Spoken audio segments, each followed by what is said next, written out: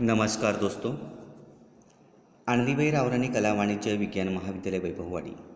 मैं सहायक प्राध्यापक NA कार्यकर। दोस्तों, आज हम ममता कालिया की कहानी परदेसी कहानी की समीक्षा को आज देखने वाले हैं। तो सबसे पहले ममता कालिया के बारे में हम जानने वाले हैं। ममता जी का जन्म 2 नवंबर 1940 को वृंदावन में हुआ। आपकी शिक्षा यानी ममता जी की शिक्षा जो है वह दिल्ली, मुंबई, पुणे, नागपुर और इंदौर शहरों में हुई। इनकी कहानी, नाटक, उपन्यास, निबंध, कविता और पत्रकारिता अर्थात साहित्य की लगभग सभी विधाओं में यह हस्तक्षेप रखती है। हिंदी कथा साहित्य के परिदृश्य पर ममता जी की उपस्थिति 7वें दशक से निरंतर यहाँ पर बनी हुई है। ममता जी महात्मा गांधी अंतर्राष्ट्रीय हिंदी विश्वविद्यालय की त्रैमासिक पत्रिका जो है हिंदी की संपादक भी ममता जी रही है। बेघर यह उनका पहला उपन्यास है।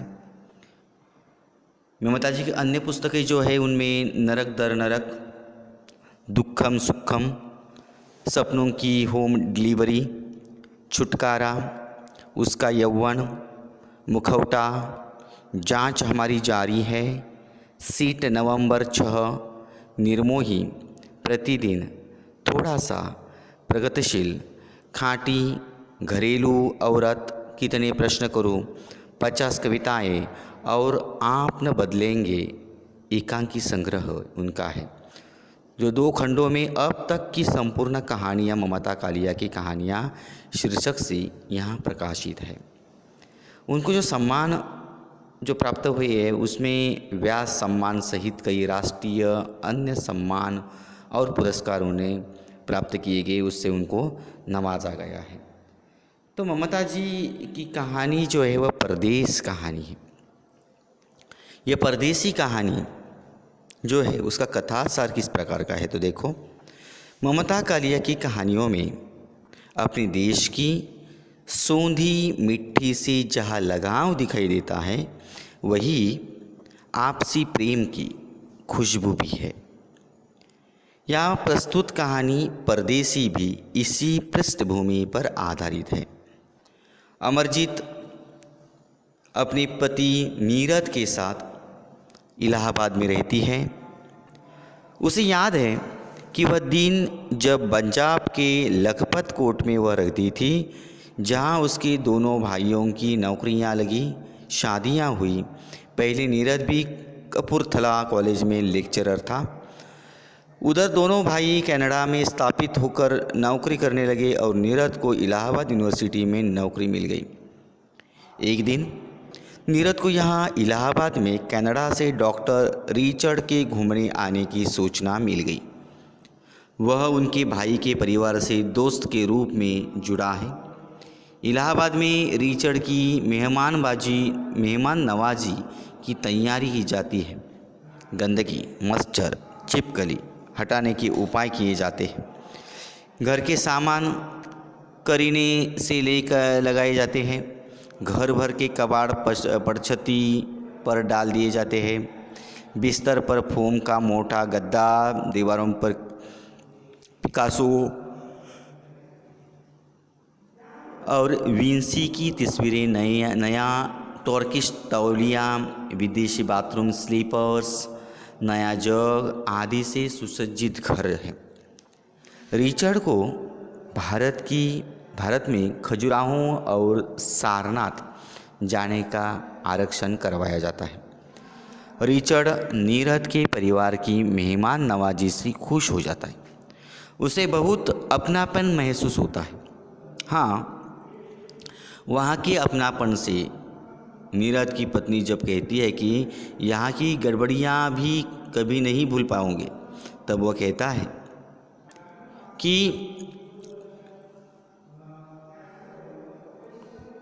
आप जिन्हें गड़बड़ियाँ कह रही हैं उनके लिए हमारे देश में लोग तरसते हैं। वह बतलाता है कि वहाँ तो बस अकेलापन है, यहाँ तो कम से कम 3 पीढ़ियाँ एक साथ रहती है। कितना आनंदी वातावरण है यहाँ। मैं स्वयं 12 साल की उम्र से अकेला हूँ। यानी कौन? तो यह मेहमान। कौन मेहमान है? तो रिचर्ड। तो रिचर्ड कहता है कि मैं 12 साल से